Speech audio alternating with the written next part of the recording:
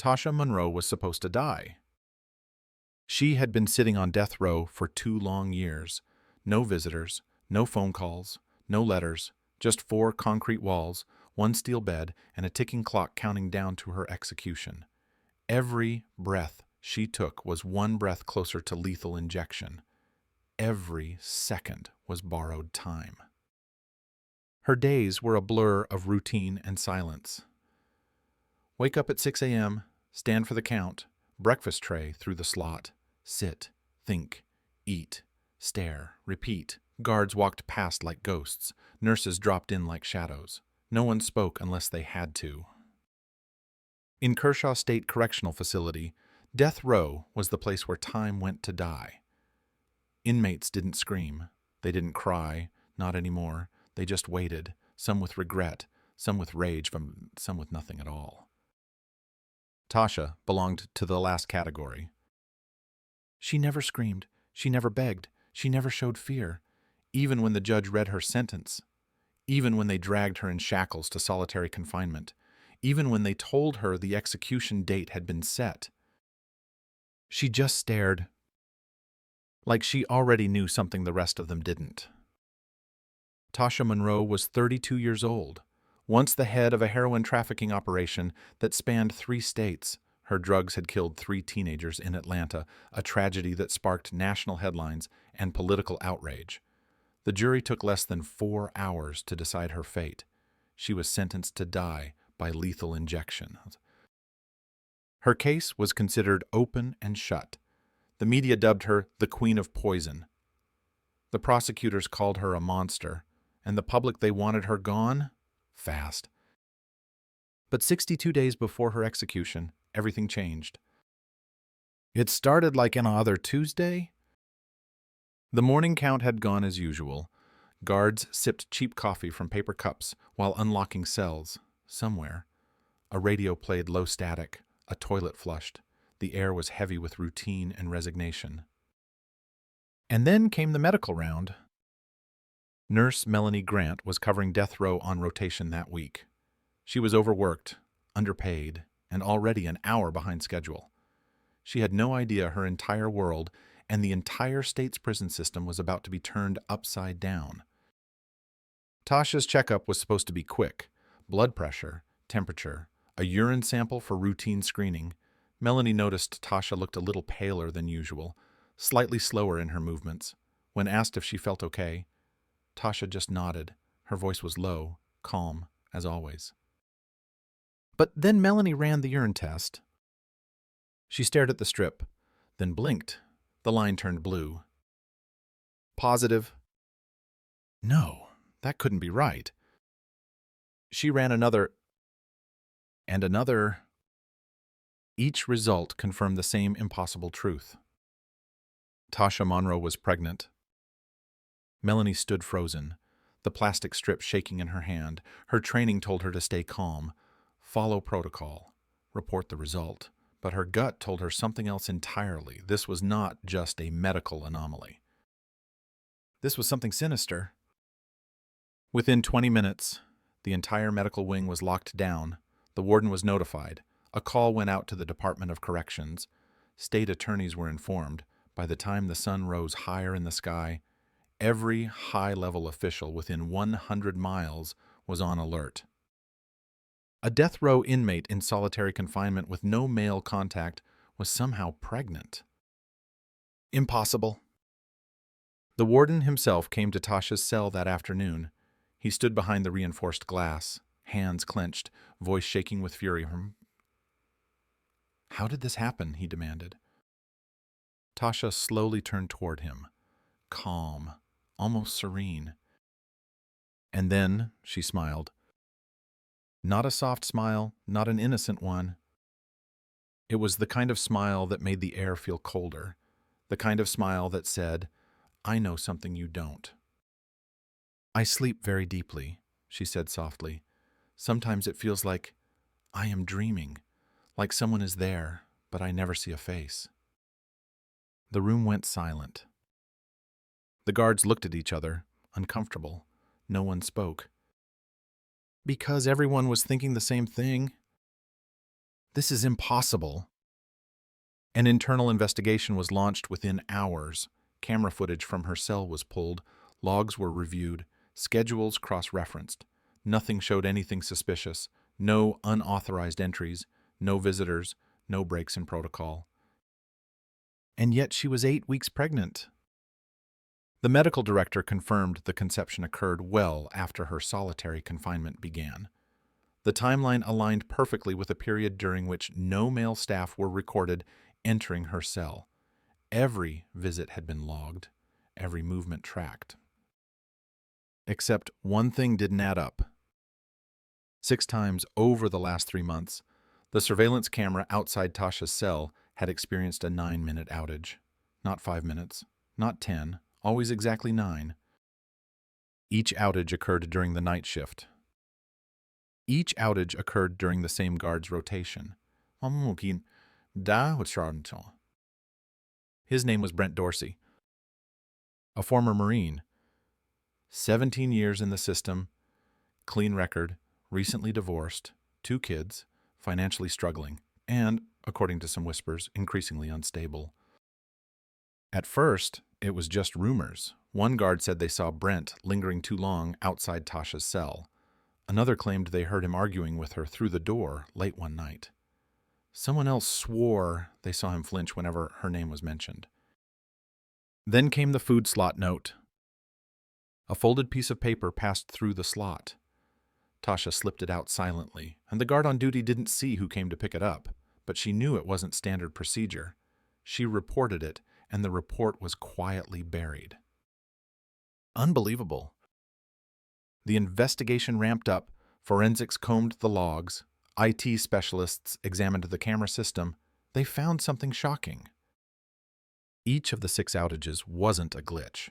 Someone had manually overridden the system using an internal admin code, an old override sequence that most current staff didn't even know existed. Whoever did it had inside knowledge, technical access, and motive. The suspicion turned to certainty. And yet, Brent Dorsey denied everything. When Internal Affairs called him in for questioning, he looked shaken, but silent, pale, unshaven. His eyes darted around the room like a man on the edge. He claimed he knew nothing, that he had no contact with Tasha Monroe, that he followed all protocols. But his hands were sweating. His voice cracked. And then investigators changed tactics. They asked about his debt, about the custody battle for his kids, about the foreclosure notices piling up at his door. And that's when everything began to unravel. Brent Dorsey was not the kind of man anyone expected to see at the center of a prison scandal. He was 41 years old, a former Marine, 17 years working in corrections, quiet, reliable, always the first to arrive, the last to leave.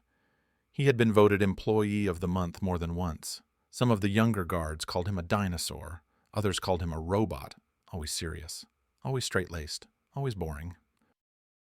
But everyone breaks eventually, especially the ones who try hardest to hold it all together. After news of Tasha Monroe's pregnancy broke, a storm erupted inside the prison. Rumors flew like sparks. Someone had to be responsible. The administration started combing through logs, rosters, medical records, camera footage, and over, one name kept coming up. Brent Dorsey. He had been on duty during 6 of the 8 nights when the external camera outside Tasha's cell went down for exactly 9 minutes, not 5, not 10, 9, every single time. And every one of those outages aligned perfectly with the estimated date of conception. That was not coincidence. That was a pattern. That was a red flag waving so hard it could not be ignored. Internal Affairs called Brent in for questioning on a Thursday morning. The sky outside was gray, the air still. Brent walked into the interview room like a man marching into a storm. He sat down across from investigator Rebecca Lang and folded his hands neatly on the table. He looked exhausted. Not just tired, worn, like something inside him had already collapsed. Rebecca had seen men like this before, men who tried to maintain order while their personal lives burned down around them. She started soft. She asked if he had noticed any technical issues during his shifts. He said no. She asked if he had interacted directly with inmate Tasha Monroe. He shook his head, but his palms were slick with sweat. His eyes blinked too often. His voice caught on simple words. Rebecca leaned in, her tone shifting. "Are you in debt, Officer Dorsey?" He did not answer. "Are you behind on child support?" Still silence. "Are you about to lose your house?" Brent flinched. His shoulders slumped. The muscles in his jaw twitched. "Yes," he finally whispered.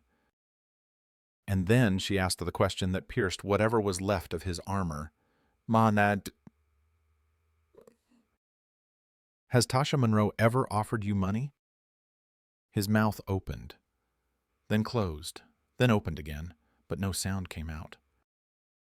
Rebecca leaned forward. "This is your chance," she said. "Tell me now, before someone else tells it for you." Brent looked down at the table. His hands trembled, and then, finally, he broke. He confessed that over the last 3 months, he had received multiple bank deposits. Small amounts at first, $200 here, $300 there, altogether, almost $15,000. The money had been sent to an account under his cousin's name. He said he thought it was a gift, help, a lifeline. He was drowning after the divorce. His credit cards were maxed out. His kids needed school supplies. The walls were closing in, and Tasha Monroe had appeared like an escape hatch. She had called him over one night, said she was having trouble sleeping, asked if he could get her something. She handed him a small pink pill through the slot, said it was prescribed, that the nurse had forgotten to deliver it. She smiled when she said it. He did not check with medical. He just gave it to her. And that, he said, was the first mistake. Then came the letters, folded neatly, slipped through the door, pages filled with flirtation and warmth, stories from her childhood, notes about his kids, questions about his dreams, compliments, promises. She made him feel seen. It had been years since anyone looked at him like that, since anyone touched his hand, since anyone said his name like it mattered. He said she made him feel like a man again. Not a failure, not a paycheck, not an invisible cog in a broken machine. He began to linger by her cell longer, just a few extra minutes, then 10, then 15. Sometimes he talked, sometimes he just listened. She always listened back. She never judged. Then, one night, the cameras glitched. He had learned the override code years ago during a system update. It was supposed to be obsolete. No one else even remembered it existed. But he remembered. And once he used it the first time, it got easier. He used it again. And again. He entered her cell on 6 different nights. And yes, he admitted he was the father. Rebecca sat in silence. Brent's eyes welled up. He pressed his hands together like he was praying. He said it was not rape, that she wanted it, that it felt real. Real. Rebecca stared at him. "You think this was love?" He said nothing. Because, deep down, he knew. He had been chosen, not because she loved him, but because she had studied him, targeted him, exploited him. She had used his loneliness, his shame, his desperation. She had planned everything. Brent was arrested that afternoon as the handcuffs clicked around his wrists. He did not resist. His face was pale, hollow, like a man who had finally realized he had destroyed his life for a woman who never cared about him at all. Back in her cell, Tasha sat cross-legged on her bed, calm, serene. She reached under her mattress and pulled out a folded piece of paper. On it, written in neat black ink, were just 6 words. "You gave me exactly what I needed." Oh my God. This was never about affection, never about companionship. It was about power, survival. And now, everything was in motion. Because, with Brent's confession, the legal landscape had shifted. If Tasha could prove that she had been manipulated, that she had been coerced by someone in a position of power, that the pregnancy was the result of abuse, not consent, then her legal team could argue for full commutation. No more death row, no more execution. Just life. And for someone like Tasha Monroe, life was more than a sentence. It was a second chance. A battlefield. A game board. And she was 3 moves ahead of everyone. The warden was furious. The Department of Corrections scrambled to respond. Policies were reviewed. Press statements were drafted. But none of that mattered. Because the truth was, Tasha had already flipped the script. She was no longer just a criminal. She was a pregnant woman, possibly a victim. And now, the entire justice system had to decide whether to kill her anyway. Tasha Monroe had always known how to control a room, even in shackles, even behind bulletproof glass, even when the world thought she was finished. There was something about the way she moved, the way she looked at people, calm, collected, unshakable, as if she had already calculated every possible outcome and was simply waiting for others to catch up. She carried herself like a queen, even when sitting on death row. And now, she had the system exactly where she wanted it. The moment Brent Dorsey confessed, Tasha's legal team moved faster than anyone expected. They filed an emergency motion to stay her execution. The law was clear. Federal and state statutes strictly prohibit the execution of a pregnant inmate. The logic behind it was moral and legal. The state cannot execute an innocent life inside a woman's womb, no matter the crime, no matter the sentence. The court responded within 24 hours. Her death warrant was suspended. Just like that, Tasha Monroe went from counting down the final weeks of her life to buying herself time, months, maybe even years, because appeals take time, medical evaluations take time, legal reviews take time, and Tasha knew how to make every minute of it work in her favor. Her lawyers did not stop there. They filed a motion to commute her sentence altogether. They argued that she had been victimized by a corrections officer, that she had been manipulated, taken advantage of, coerced by someone in power.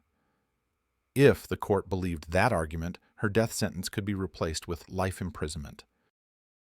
Behind the scenes, the Department of Corrections was in chaos.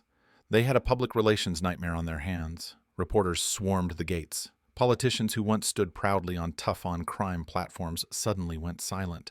Civil rights groups started digging. Advocacy organizations demanded transparency. And in the middle of the storm sat Tasha Monroe, unshaken, unapologetic.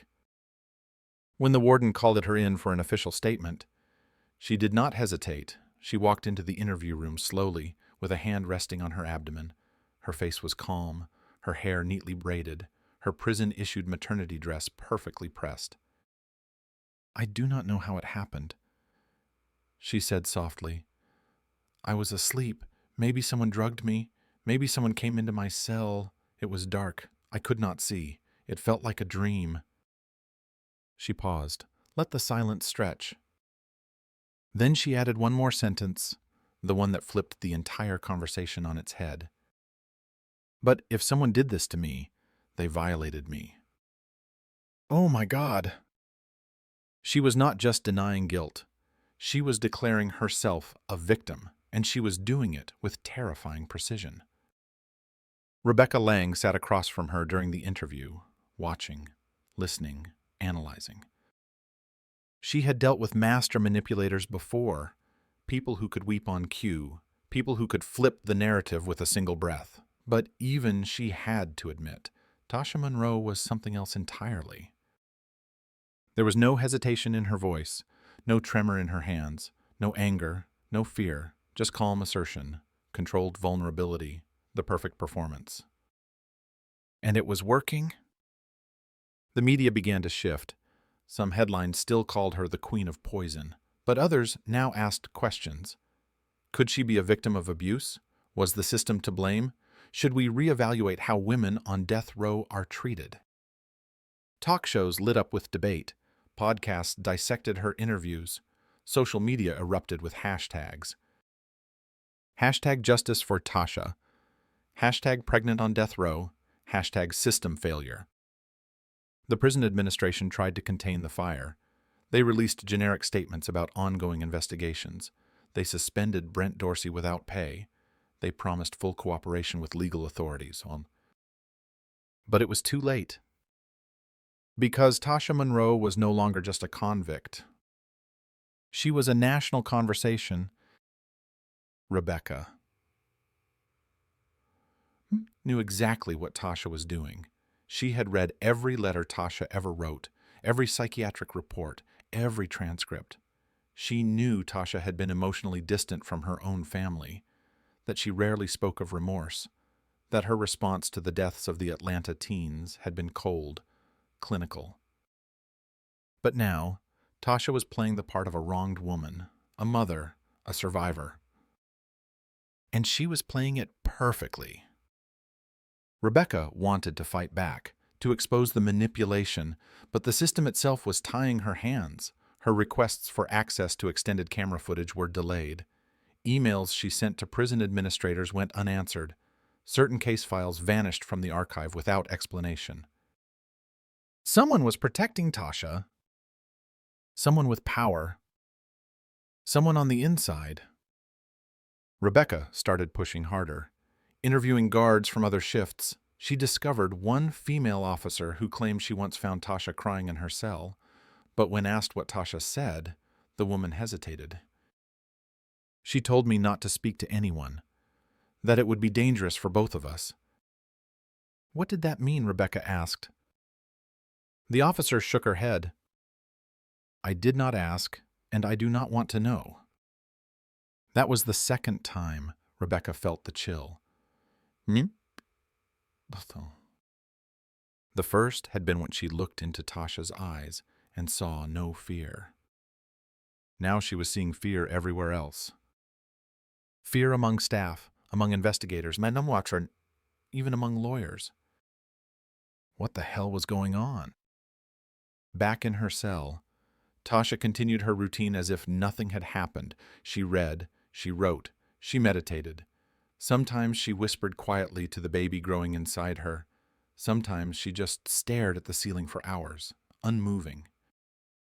But at night, after lockdown, she would write letters, dozens of them, typed on the prison's old manual typewriter, addressed to journalists, lawmakers, advocates, even strangers who had commented online about her case.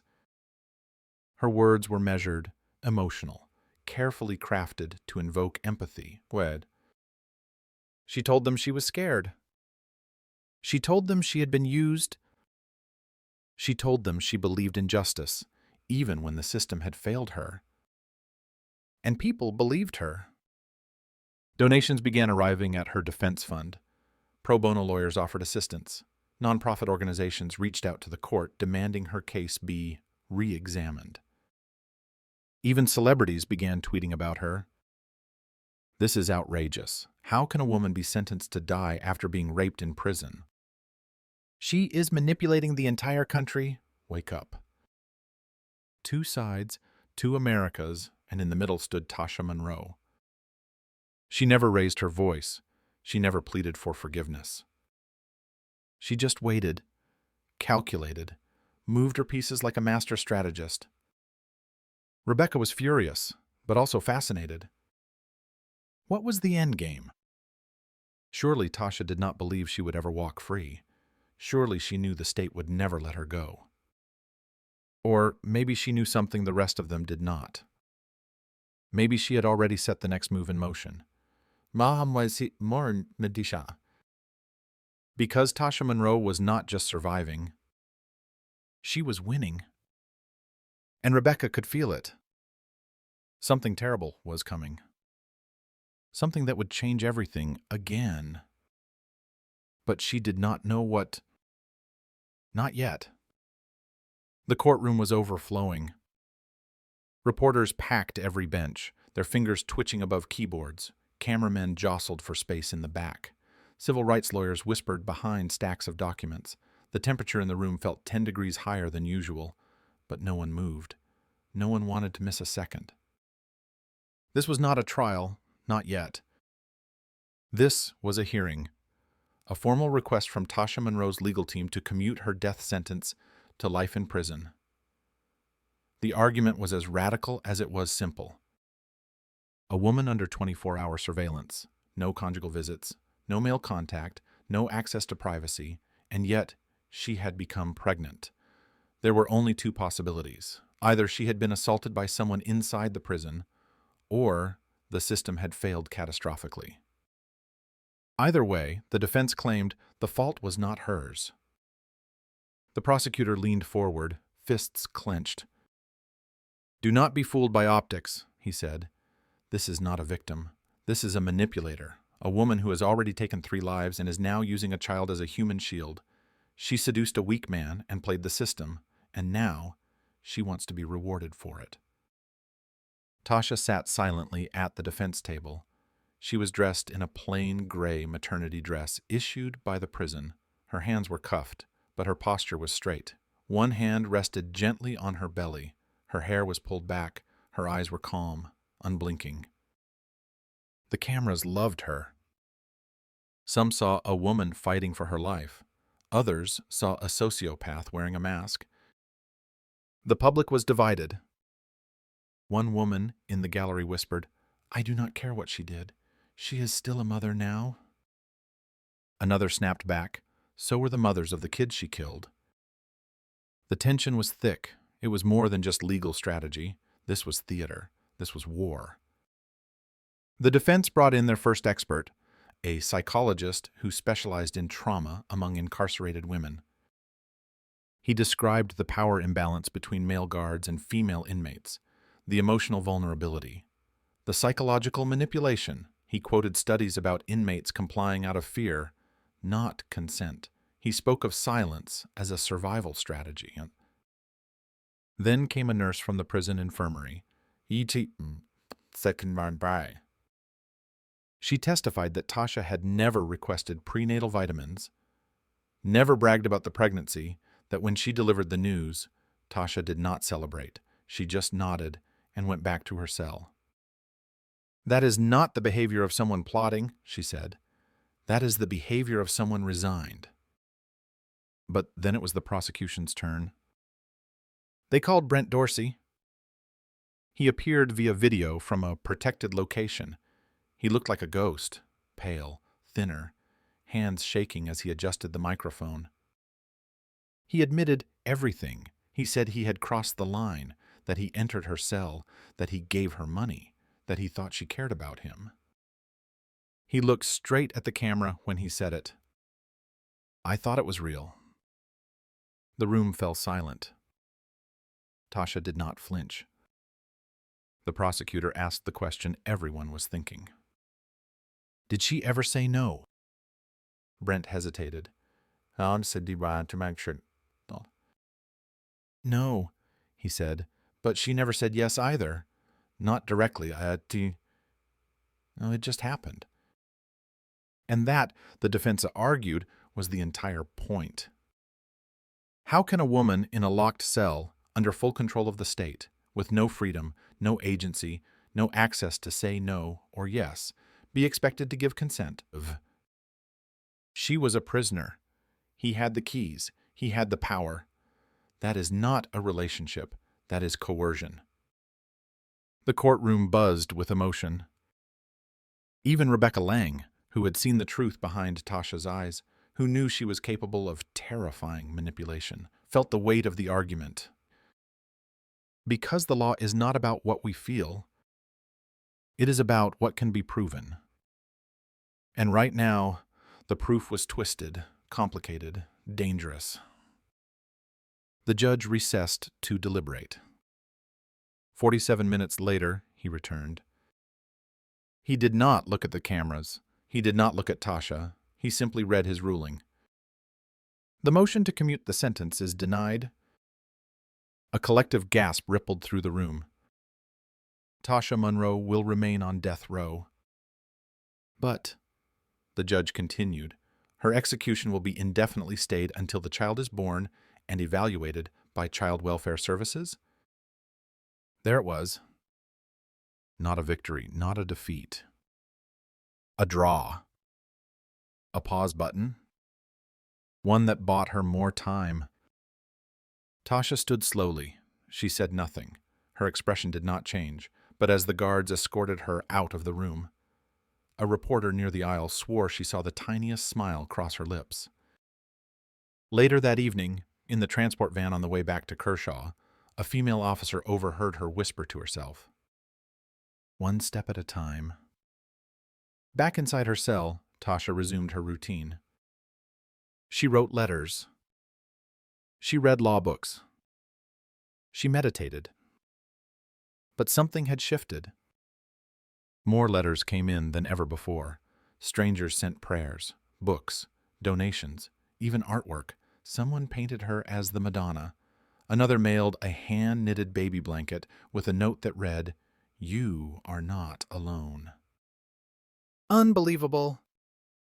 The woman who had once been vilified as a drug kingpin had now become a symbol. You bad kick indeed and sell. To some, she was hope. To others, she was a threat. Meanwhile, her lawyers prepared for appeal. Her legal team doubled in size. National organizations joined the fight. Advocacy groups released statements. Podcasts ran episodes dissecting the hearing. Law students wrote essays. Churches sent letters. The conversation was no longer about Tasha Monroe. It was about justice. It was about power. It was about whether a woman, even one convicted of terrible crimes, could still be protected under the law when that law had failed her first. Inside the prison, not everyone was celebrating. Rebecca Lang was furious. Not at the stay, not at the appeal, but at the feeling she could not shake. That Tasha had planned this, that everything was unfolding exactly the way she wanted, and that somewhere, in the dark, there was another move already in motion. Something no one was prepared for. Most people believed that Tasha Monroe was utterly alone. Her family had long severed ties. Her mother refused her calls after sentencing. Her father had died years earlier. Her siblings never once appeared in court. Her name was synonymous with heroin, death, and the needle waiting at the end of the line. To the outside world, Tasha was already a ghost, just a woman counting down borrowed time in a locked cell. But that assumption was wrong, dangerously wrong. Tasha was never alone. She simply knew how to make herself invisible until it mattered. When news of her pregnancy hit the headlines, the ripple began immediately. It started small, a wire transfer here, a prepaid legal retainer there. A nonprofit in Atlanta filed a petition calling for the protection of pregnant inmates on death row. A new defense lawyer appeared beside Tasha in court, known for turning capital cases into life sentences. None of these names had previously been associated with her, but Rebecca Lang noticed, and she took notes. Behind the walls of Kershaw State Correctional Facility, Tasha wrote letters. Dozens of them, some typed, others handwritten with a golf pencil on yellowed prison stationery. She addressed them to podcasters, journalists, women's rights organizations, strangers who commented online. She told them her version of the truth one, where she was violated, silenced, and forgotten. A woman who had been condemned, then betrayed again within the system, meant to oversee her death. Her words were not dramatic or hysterical. They were precise, patient, seductive in the way only a seasoned manipulator could manage. She thanked them for believing in justice. She told them she felt heard, and she never, not once, asked for money. But the money came anyway. Within 2 weeks, her legal defense fund quietly doubled. A law firm based in Miami submitted a motion to join her appeal. Their fees were fully paid in advance through a network of shell donors. One wire transfer originated from a fake consulting firm that had been created just 8 months earlier, registered to a post office box that no longer existed. Another came from a women's shelter in Alabama. But when Rebecca contacted the shelter, the director denied ever hearing of the case. What they did find was that a woman named Alicia Moore, once a courier for Tasha's heroin ring, had made a large anonymous donation to the shelter 2 months prior. Rebecca's instincts screamed louder than ever. This was not charity. This was coordination. Daniel Ricks had also resurfaced. Once the number 2 in Tasha's empire, Daniel had never faced charges. He vanished just before the DEA moved in. Now he was spotted by federal surveillance entering the building of a controversial defense attorney in Atlanta. That same attorney filed a sealed motion on behalf of Tasha Monroe 3 days later. It was not just legal aid. This was infrastructure, a skeleton crew brought back to life. They were quiet, hidden, and extremely well funded. Someone, or multiple someones, were moving pieces across the board, and it was all in service of one woman who had not seen daylight in over 700 days. Rebecca Lang was furious. She requested internal access to Tasha's email logs.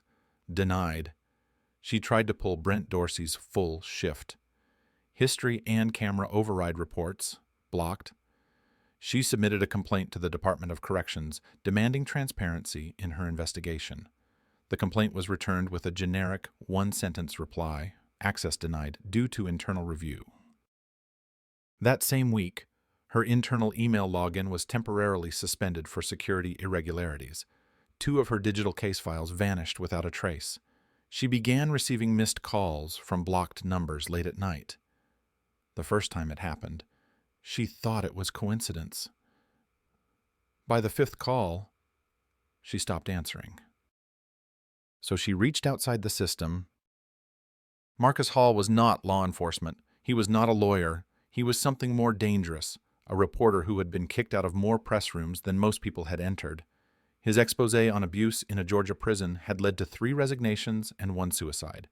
His name was cursed in every correctional department east of Texas. He was notorious, untouchable, and exactly who Rebecca needed. When she told Marcus everything she had uncovered, the buried reports, the doctored logs, the fake nonprofit trail, he listened in silence. Then he leaned back, cracked a smile, and said, "Let's see who burns first." They started digging, quietly, relentlessly. They pulled property records, followed tax filings, traced corporate entities that led to nowhere and everywhere at once, and then they found it. A private retirement account belonging to Ronald Briggs, a senior administrator at Kershaw. The account had received monthly deposits over the past year from a firm listed as a technology consultant.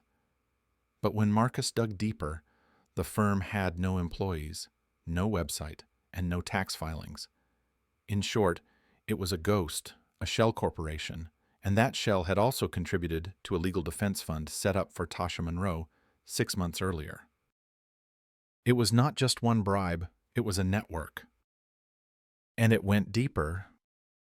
Marcus discovered that Briggs had signed off on multiple equipment reports relating to the surveillance systems outside the death row wing, the same systems that had mysteriously gone offline 6 different times during Brent Dorsey's shift. Rebecca felt the blood drain from her face. This was not about one broken man and one manipulative inmate. It was something much larger.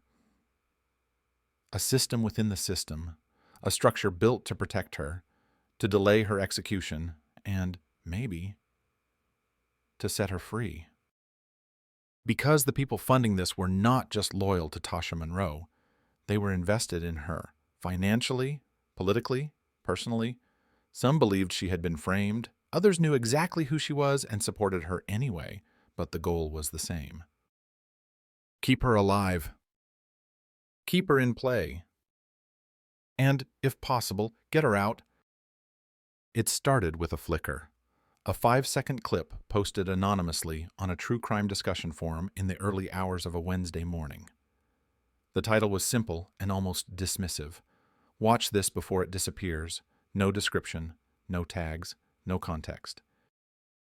At first, the video looked like nothing more than grainy, black and white footage from a security camera. An empty corridor in what appeared to be a prison wing. A single overhead light flickered in the distance. The timestamp was cropped out. There was no audio, just static and silence. Then, a figure appeared. A man walked into the frame from the left, dressed in a corrections officer uniform. His name tag was missing. He had no radio on his hip. He moved deliberately but cautiously, pausing in front of a steel door marked with a barely legible number. He glanced both ways, hesitated, then pulled a key from his pocket and unlocked the door. The camera's angle was fixed, but it clearly showed the moment he stepped inside. 6 minutes passed. Then the door opened again. The man emerged, buttoning his shirt. He looked straight down. Avoiding the lens, he walked away, quickly disappearing into the shadows of the hall. No other movement followed. The video ended. That clip ignited a firestorm. Within an hour, it had been reposted on Reddit, Twitter, and several YouTube channels specializing in prison corruption. Some users slowed it down, others enhanced the contrast. Within 12 hours, someone compared the man's gait to Brent Dorsey's and matched the uniform with Kershaw's standard night shift issue. By the end of the day, one thing was clear: this was not just footage, this was evidence, and it had been hidden. The backlash was immediate. Comment sections exploded with outrage. How did this not come up in court? Why was this footage buried? Did the prison know and cover it up? Was she telling the truth the whole time? The Department of Corrections released a brief statement saying the footage was unverified and may have been manipulated, but it was too late. The internet had seen it, and the narrative had already changed. Inside Kershaw, panic spread like wildfire. Rebecca Lang got the video from Marcus before it went public. As soon as she saw it, her stomach turned, not because it surprised her, but because it confirmed what she had suspected all along. Brent had entered that cell, not once, multiple times, and now the world knew. The prison warden was called into an emergency meeting with state officials. By that afternoon, the Federal Bureau of Investigation had arrived on site. Agents combed through digital archives. They confiscated drives. They began interviewing staff members who had worked night shifts during the time of the camera outages. Brent Dorsey was transferred into protective custody within 24 hours. Not for his safety from the public, for his safety from within.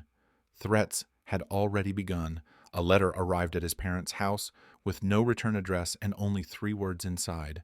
"We remember everything." A dead rat was found taped to the door of his apartment. Someone slashed his car tires and wrote "traitor" in red paint across the windshield. He was no longer just a disgraced officer.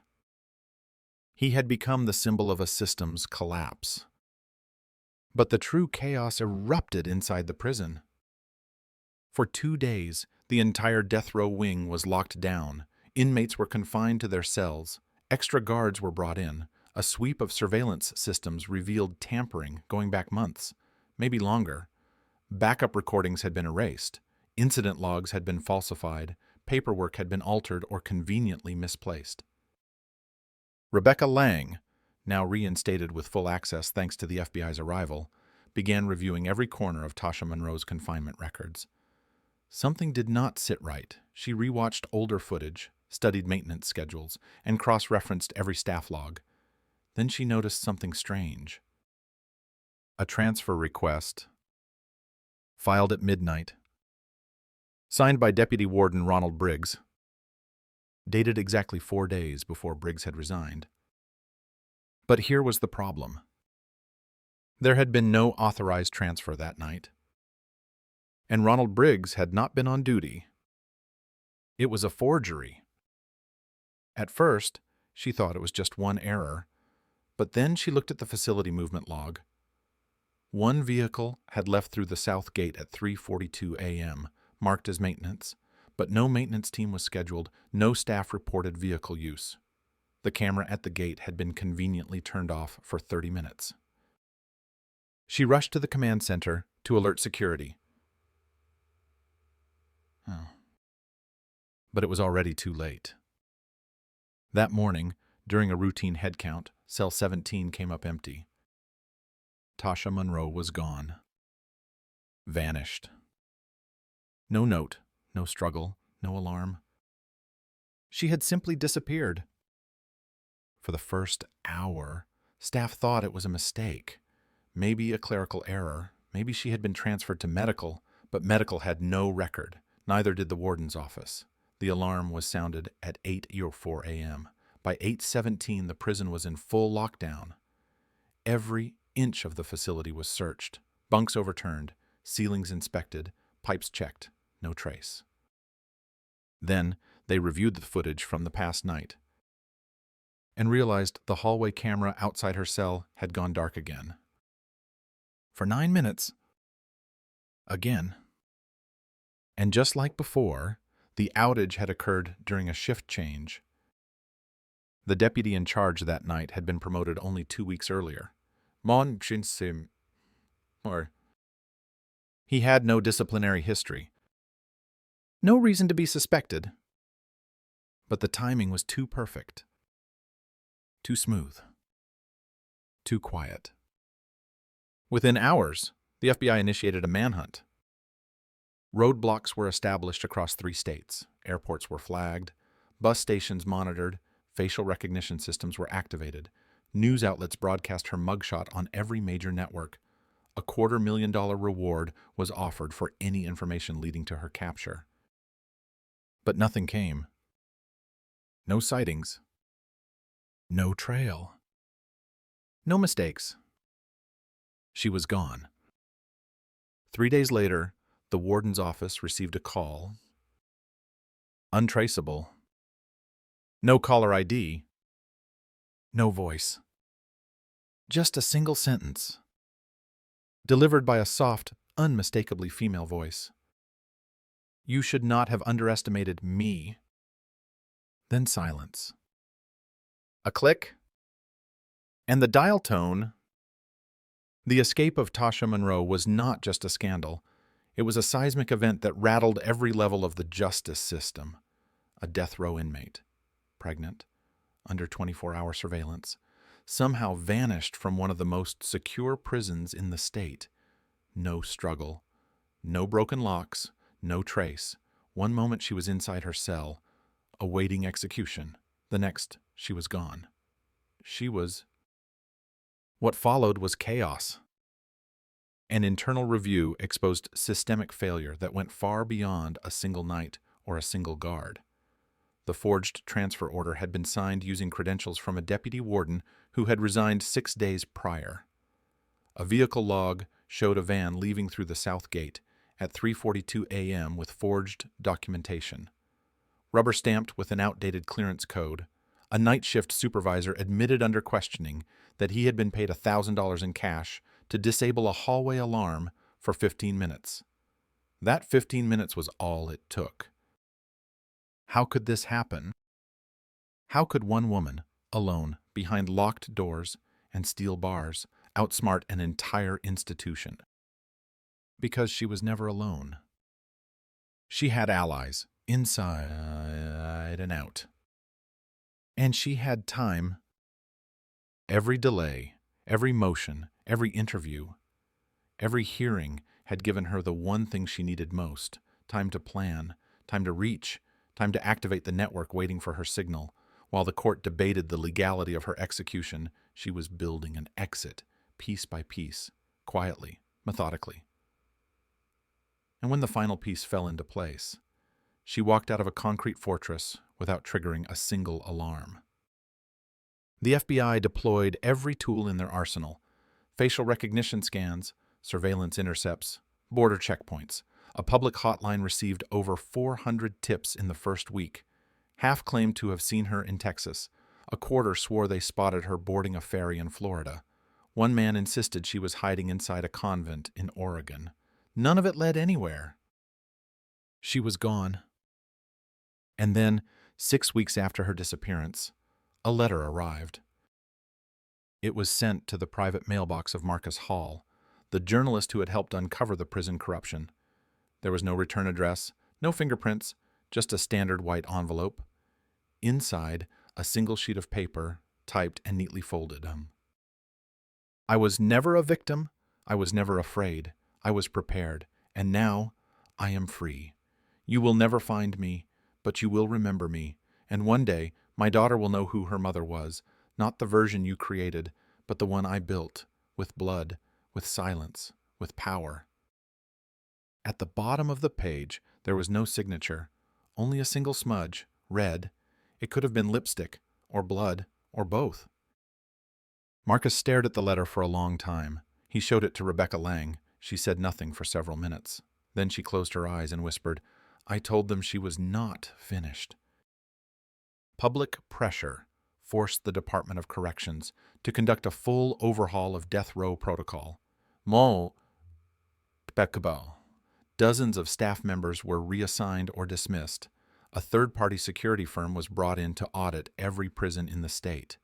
Pregnant inmates were now automatically transferred to medical custody under strict federal observation.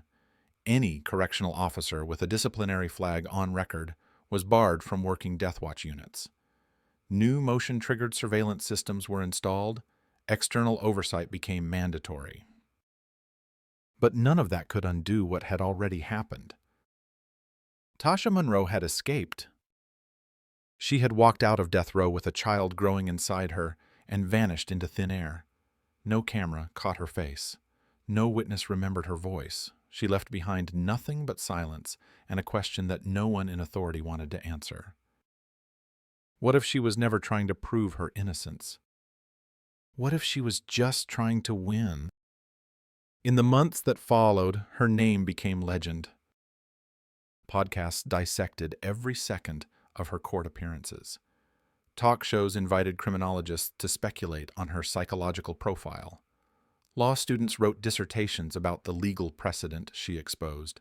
The public remained bitterly divided. Some still called her a manipulator. Others saw her as a symbol of resistance. To the media, she became something else entirely. The Phantom Mother. She had gone from inmate to icon, from predator to myth. And yet, despite all the attention, no one found her. Some believed she had fled to South America using forged documents. Others whispered that she was hidden in plain sight, living under an alias in a quiet suburb, surrounded by people who would die before they betrayed her. A few believed she had not run at all, that she had been helped to disappear by the very system that once tried to kill her. The truth remained out of reach. All that was left was the story. And the name, Tasha Monroe.